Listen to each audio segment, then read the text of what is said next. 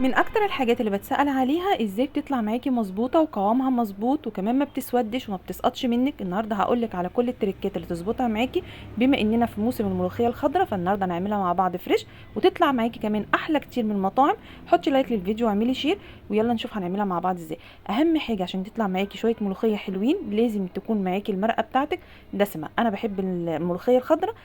انا بقى من الناس اللي بحب اعمل الملوخيه على شويه مرقه كده، بتكون بتوع لحمه مش بتاعه فراخ، بتكون المرقه بتاعتي دسمه.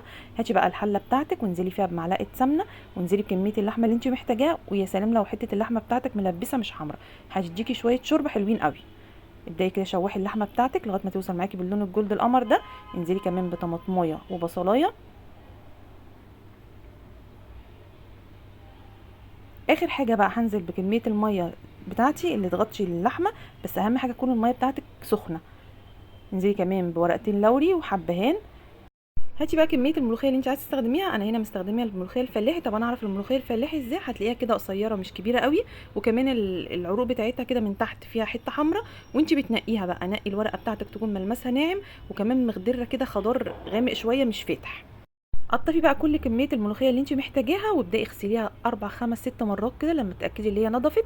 انا بغسلها في البولات ما بصفيهاش عشان في القعر بتاع البوله كده بتلاقي الميه بالطينه. تاكدي من الخطوه دي كويس قوي. وما تخلصي بقى كده وتلاقيها نضفت معاكي، ابداي هاتي المصفى بتاعتك ونشيلي برده الملوخيه وسيبيها تتصفى. تاني خطوه عشان الملوخيه تطلع معاكي ناجحه لازم تسيبي الملوخيه بتاعتك تنشف، ما ينفعش تخرطيها وهي فيها ميه. حطيها بقى في صينيه على الرخامه، الفوطه بتاعتك افرديها كده على الرخامه، وكل شويه كده قلبيها لغايه ما تنشف معاكي كويس قوي. الخطوه دي امهاتنا كانت زمان بتعملها وكانت بتدي طعم حلو قوي.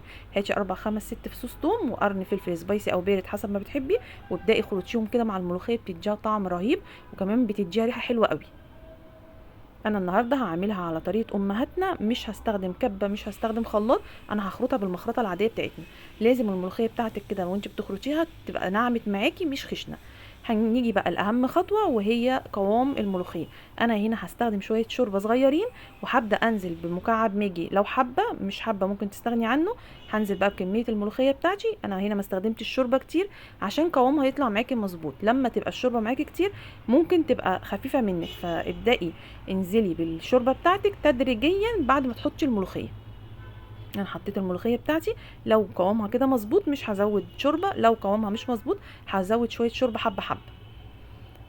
تاني خطوه في نجاح الملوخيه برضو، هاتي معلقتين سمنه كبار، الملوخيه بتحب السمنه الفلاحي، هنزل عليها بمعلقه كبيره توم مفروم.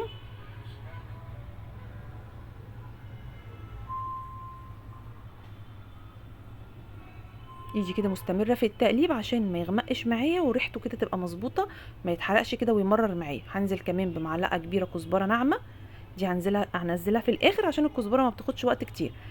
اول ما تاخد معايا اللون الجولد ده على طول هرفعها وانزل بيها على الملوخيه. عايزه اقولك الطشه دي رهيبه وريحتها كانت جباره وطعمها حلو قوي.